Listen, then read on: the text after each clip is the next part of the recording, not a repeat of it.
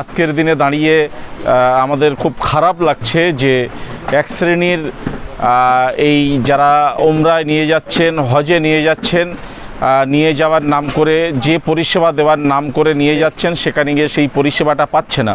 আমি বিশ্বাস করি যে হাজী সাহেব নিশ্চিত করে যে পরিষেবা দেওয়ার প্রতিশ্রুতি দিয়ে 92 জনের কাফেলা নিয়ে যাচ্ছেন, আশা করি সেই পরিষেবা তিনি 100% দেওয়ার চেষ্টা করবেন।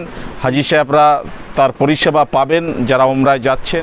আলহামদুলিল্লাহ, দীর্ঘদিনের আশা, ইচ্ছে, আকাঙ্ক্ষা ছিল পবিত্র বাইতুল্লাহ শরীফ জিয়ারত করব 2003 সাল থেকে আর এই 2025 সাল পর্যন্ত হাজিদের সেবা, হাজিদের খেদমত করে আসছি।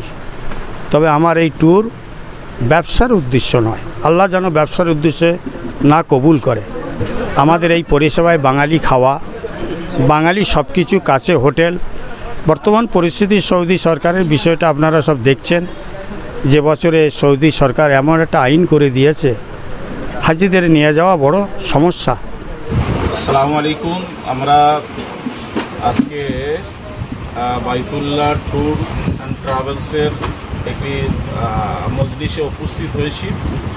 আমাদের আলহাজ ইয়াকুব আলী সাহেব দীর্ঘদিন হজের সেবার সঙ্গে যুক্ত আছে। আমাদের স্নেহভাজন হাফেজ মাওলানা আল মামুন, সে এই ট্যুরের মাধ্যমে আগামীকাল পবিত্র মক্কা শরীফের উদ্দেশ্যে রওনা হচ্ছে।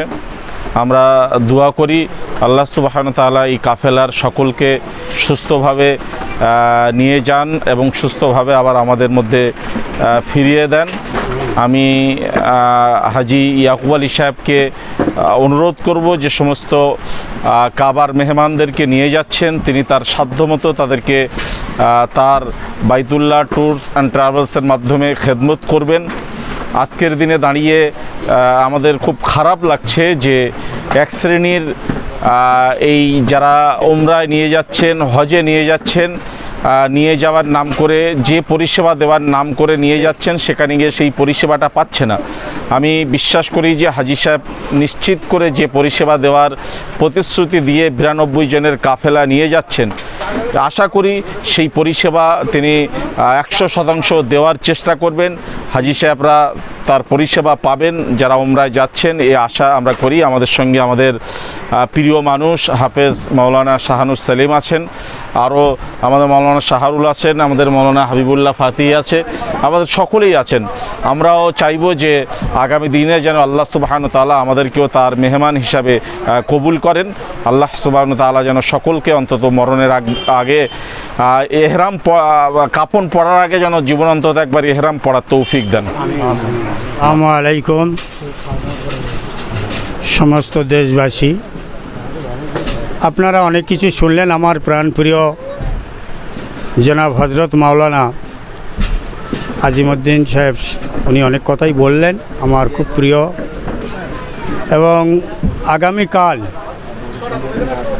ফুরফুরা শরীফের পীর মাওলানা আবু তাহের সিদ্দিকী হুজুর কেবলার এজাজাত, দোয়া এবং পীর মাওলানা আল্লামা ওমর সিদ্দিকী হুজুর কেবলার দোয়া এবং টোটাল ফুরফুরা শরীফের পীর সাহেব পীরজাদাদের দোয়া নিয়ে